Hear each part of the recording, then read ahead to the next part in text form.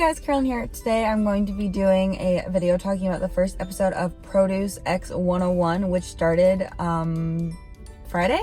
I asked you guys in my monthly haul video this month if you were interested in seeing weekly videos on produce, and you guys said that you 100% were. I got a lot of messages and comments saying that you really wanted me to do this, which is exciting because this was inspired by Shawl 360 and a little bit of Angels 2014. Last year for Produce 48, they did like weekly live streams. And while I definitely don't have time to do weekly live streams, I definitely could take a like 20-minute period, film a video about each episode. I really should call this like I watched 2.5 hours of Mnet's editing each week, so you don't have to do a video. Really liked watching Shawl 360 and Angels 2014 when they did it together. Their videos on each episode of Produce last year, because it gave me like, I don't know, like a lot of people know of Produce but don't watch Produce, or they'll like watch the spoilers or like watch certain clips, so they don't watch the full episodes. So I always watch the full episodes because I hate myself. So it was nice to see them watch the full episodes, and then we would all like discuss it in their live stream. So obviously you can't interact in real time, but we can comment back and forth, and I feel like that's super fun. So that's what this was inspired by. I was thinking about it like a couple of months ago when I heard Produce X was starting, and I really wanted see if I can do this. I'm not gonna like say a certain day of the week I'm gonna try to do this. I'm just gonna try to have a video up every single week about the episode. This is gonna contain spoilers, so obviously I'm gonna say this in every video, but if you have not seen the episode yet and you're watching this video, there are spoilers. Obviously it's the first episode, there really isn't that much to spoil, but down the line there's going to be a lot to spoil. So let's go ahead and get started. So first things first, I have seen all 3 seasons of Produce. I saw Produce 101, the girls season, the boys season, and Produce 48. This season is very different, and I'm already almost liking it more, and I hope I continue to like it more. I feel like this is probably one of the best seasons rule-wise, in my opinion. Well, there's a couple things I don't like, but let's talk about it. So first things first, there are 10 boys that are scheduled to debut, technically 11, but we'll get into that. So there's 10 boys that are going to debut, and there's 101 trainees, and they all, like, the entire first half of the episode honestly is them walking in, looking at the chairs, looking at the first place chair. A couple of boys battle for it. They do some one-arm push-ups and some rap battles, and it's a little cringy, but you know, it's cute. These episodes are so long because Mnet is trying to avoid evil editing this time. Like I said, I've seen all 3 seasons of Produce previous to this, so we'll see. I'm excited for it for that reason. Like they're supposed to show as much as they can of every single participant, which I think is good. I think they should be doing that anyways, but you know, I get it. There's a lot of trainees, there's a lot of footage. Whoever edits their videos, I'm sure it's a team of people, because oh my god, I can't even imagine having that amount of footage and trying to edit a video. I'd probably just like lay down and cry. Like that's so much, they film so much stuff. So the entire first half of the episode is the boys walking in, looking, they're doing little backstage things. We're getting a couple of stories, not really too much. That comes later when they start doing their performances. Lee Dong-wook comes out, everybody's cheering for him, everybody's hoping it's a female, and then it ends up being Lee Dong-wook, and everyone is like, oh my gosh, which I absolutely adore him. I watched his most recent drama. I've obviously seen Goblin. I think he's fantastic. A couple of times he's been on variety shows that I've watched for other people, and he's been there as well, and I've really enjoyed him just in general. So I'm really happy he's on this show because I get to stare at him for the next 10 episodes while we all suffer. So he comes out and he explains the rules. So there's 10 boys that are going to debut, 10 plus X, and the X is what I really like about this, and a lot of people are like complaining about it, but my theory is if this was like the previous 3 seasons of Produce had this rule, it would be the same group of people who debuted in IOI 101 and IZ*ONE, but there would be an additional human being in the group. That is how I would compare it to the previous seasons. I wouldn't say that whoever got the last place in all of the previous seasons who got into the group would no longer be in the group and be replaced by this other person. That's not at all what I'm saying. There are 10 chairs up there. Just like in the previous 3 seasons, there were 11 and 12 chairs. Like, that's just how it's been. So there would be 12 people in IOI and 101 and 13 people in IZ*ONE. And I personally think that's a great idea. I think that the X is somebody who had the most, whoever had the most votes from the previous 4 voting periods gets to be the X. And I think that's a super good idea, because honestly, if you're going to have like somebody the national producers really want, then you should be pulling from who gets the most votes. I think that's completely fair, like 100%. But I really like this idea of including someone like that, because I think, because somebody did the math and it's all the people like Jungyeon of 101 and Kan of who would be in IZ*ONE, like, you know, it would be, and Kim Na-young of IOI, who was my #1 pick, like, they would be all in the group. And that's like, oh, it makes me so sad that this rule is now a thing. Now, the other rule he talks about is the A through X ranking, which originally I thought it was A, B, C, D, E, F, or not E, there's no E, A, B, C, D, F, X. It's been a long time since I've been in school, okay? I thought that those were the rankings, but there is no F ranking this time. It is just an X. And I was kind of confused how they were going to differentiate between an F and an X, because I feel like they're pretty similar, like meaning wise, like you suck, basically. So X, I guess, means that you're done and you get to go home. But I find that very suspicious, and I feel like that's not the last. This isn't the last of the boys that we're seeing, because there's no way, like, there's no way they actually just sent all those people home. The people who get an X, spoiler, there are people who get X rankings. Those people are going to get the chance to learn the, whatever, this version of Pick Me, and then if they, because, you know, all the letter grades that people get during this first evaluation literally do not matter. Like, they don't matter, because after everybody learns the Pick Me, they reevaluate them, and then that is like their final letter grade. So this letter grade doesn't really matter. We've seen people go from F to A. We've seen people go from A to F. Like, you know, it doesn't really matter what your current ranking is. So, I mean, I guess it matters if you got an X, but besides that, it doesn't really matter. So I think that they're going to allow those people who got an X to learn the dance at home without any help from the trainers, and then they're going to get a chance to reevaluate, which I don't know how successful that's going to be, but I'm sure there will be a couple people Mnet's going to pick out and be like, you can do it. So let's go over the performances. That's really it for this season. That's like super new.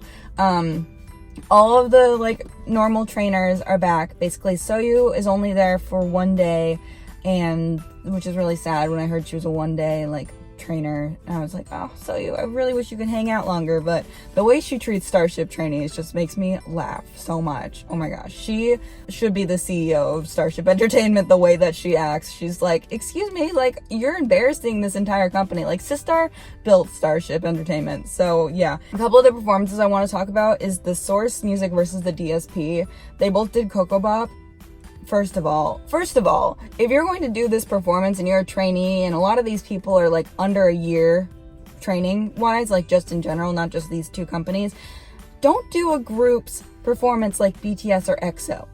Don't do that, because BTS and EXO have been around for a long time, especially if you're doing some of their later stuff.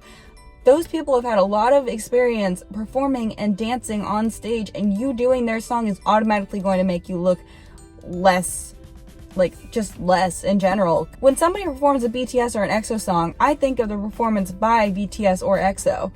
Don't do that. You can do like one of their earlier songs if that's what you're into. Like, I really want to do a BTS song. Do one of their earlier songs, because they, you know, watching BTS perform now versus watching BTS perform when they were rookies is completely different, because they have so many years of experience on top of you. So I don't know. I just feel like whenever people do that, it's just like automatically you're going to fail, unless there's certain people do it really well, but I feel like most of the time it's just a mess. Source Music guys, they looked so nervous. Not a single one of them smiled, and also their vocals were a mess, and their stage presence was a mess, and it was just awful to watch. Like, I literally like I was doing like other work on my computer while I was watching this, because it's a long episode, so I just had to like do other things as well, and I like had to cover that screen. I could not watch the rest of that performance.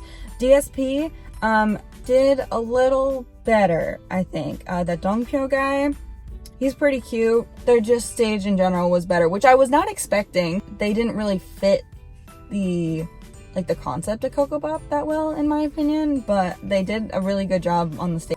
The Starship trainees, they did Oh Little Girl, which is a song that was revealed. That's like one of the Produce 101 season 2 songs, like the middle of when they all get their own song. Oh Little Girl is one of those songs.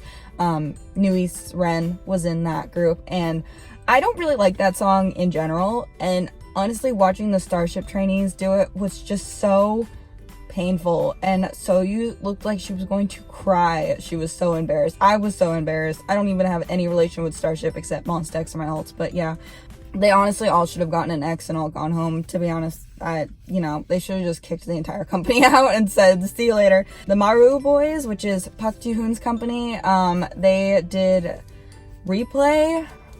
I tweeted while I was watching this, a little plug for Twitter, because I'm probably going to tweet while I watch all of these things. Tweeted that in the military and wherever Taemin is right now, all of the SHINee members are cringing at how awful they did their debut performance. They did what I said they should do. They should choose a debut song of a group who's been around for a while, but they just did it so badly that rule just does not apply to them. Kim Yohan, I think he's under what company is he under? I'll insert text, it doesn't matter. He was that guy who's been a trainee for like 20 minutes and he decided to come on Produce, and he wore Heelys. It was fantastic. I haven't seen Heelys in so long. He just like slid across the floor, and then the trainers were very impressed, and they were like going to give him an A. Like you could kind of tell that vibe, and which was, I think, the first A of the episode was him, because everyone else up until then had been so awful that I was just like sad and like wanted to turn the episode off. I was like, everybody here is so bad. Danced in his Heelys, and he held his vocal tone, and like you could tell he had been like practicing secretly for a while, like before he told his dad like, hey, I want to be an idol. Like he had been doing his own thing for a while. So then they made him take his shoes off and dance without his shoes on, and he was like, I only really know one dance, like I've only been doing this for like 20 days and it's actually been 3 months. But so then he just like randomly danced and he threw in a couple of like taekwondo moves, and it was pretty fun. Yeah, he did a really good job. He's definitely, from this episode, my #1 pick. I adore him. I mean, I don't think he's gonna be my #1 pick overall. Sono is the ex-Starship guy. He was almost in Boyfriend and almost in Monsta X. And they showed this picture of him with Joohun, and I was like, why wasn't he on No Mercy? They didn't even like put him on No Mercy. Like, what? How did they? I don't know if maybe he was gone by then. I don't think so though. They should have put him on No Mercy. Anyways, he did really well. Soyu was like, I'm gonna cry. Like, this is, because he entered the company before Soyu entered Starship. Like, he'd been around for a long time. He's no longer under Starship.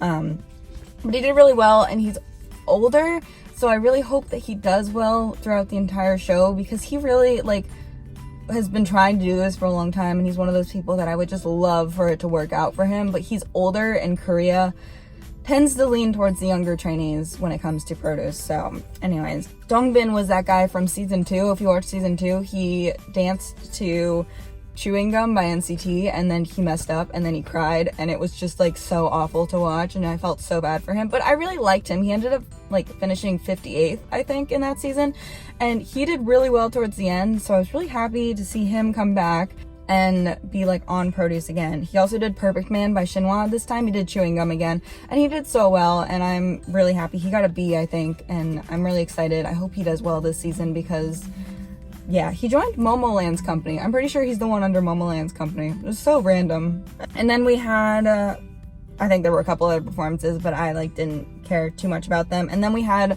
they did this little segment on all of the groups who like made their own music. So the AAPY, which includes this guy who was under YG Entertainment, I think, who used to be under YG Entertainment, they did their own song, which was pretty good. I never know how to pronounce this company's name. They did their own song too, and that was really good. I was not expecting that from their company. And then Brand New, of course, is now an idol company. Brand New was like this company that was like too cool to be an idol company for a long time, and now they suddenly, like, AB6 is debuting this month, and also they have these 4 like trainees, and they did pretty good. I liked the guy in the blue sweater. He got a B. They got all A's and B's in Brand New. The other two companies, they didn't reveal their letters, which I thought was weird. I hope they do that next episode because I would like to know.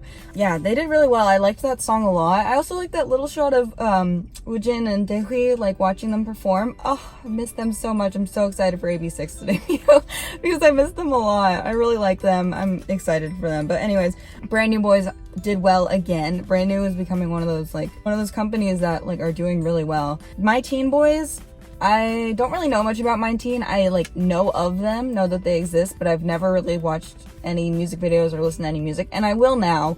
But they had like one of the best performances of the night. The best like group performance was probably Brand New, and then after that, the best duo performance was the My Teen Boys, and the best solo performance was the Heelys guy. Sunwoo did pretty well too, but I still like the Heelys guy a lot. He's like stuck in my brain more, which with Produce, it's not just about how well you can sing and dance, though I really hope that is a big factor this season. It's about how well people can remember your face and remember you. But the My Teen Boys did Spring Day, and that was like the best BTS performance. So many people performed BTS, and it was just awful. It was awful, which I think is a lot of those ones that I skipped over was people performing BTS and just like completely failing at it. But they did an awesome performance of Spring Day, so I'm really excited about them. So that's all the performances I want to talk about. People I'm personally interested in this season are the Woolen Boys, because as you know, if this isn't your first video from me, if it is, then you will know now that I am huge Woollim trash. I have been Woollim trash since Epic High was under Woollim Entertainment, before Infinite debuted, and now Infinite are one of my alts. I also love Lovelies and Golden Child, and Eunbi was one of my top picks from last season. Woolen Boys, I didn't think after Gold Child they had any more male trainees, but apparently they had too, so whatever. Yeah, so I'm excited for their performance. I really hope none of them get an X because I actually will sue. And then Wei and Wushin from Uptension are one of my, like, two of my boys that I'm watching out for, and then also the Plan A boys who are from Victon I'm looking out for. And I also really like that JYP guy. I don't really know much about him, but he gave off, like, could probably ruin my life vibes, and that's never a good thing. So those are like all the boys I'm interested in, and they're all next episode, so I'm kind of just like sitting here like whatever. But yeah, that's really all I have to say for this episode. There isn't a lot that happens the first 3 episodes up until like the end of the Pick Me thing. There really isn't like a ton to talk about. There's not I mean, I'm sure for Pick Me there'll be a little bit of drama because there always is, but up until then, I don't know how much drama there's going to be. I hope you did enjoy this video. Let me know what you thought of the first episode of Produce down in the comment section down below, and what your favorite performance was and who your #1 pick is from that episode. I know we only saw like probably not even half of the boys, honestly, and I will be doing a ranking for like my top boys after the first elimination. That's usually when I do videos ranking them. I've done others before. My IOI season 1 is blocked worldwide, but my other 2 are available, so maybe I'll link those down below if you want to watch those and kind of get an idea of the people that I tend to like on this show. Spoiler alert, none of my #1s have ever made it in. So anyways, that's it for this video. Thank you so much for watching, and I'll see you guys very, very soon. Bye.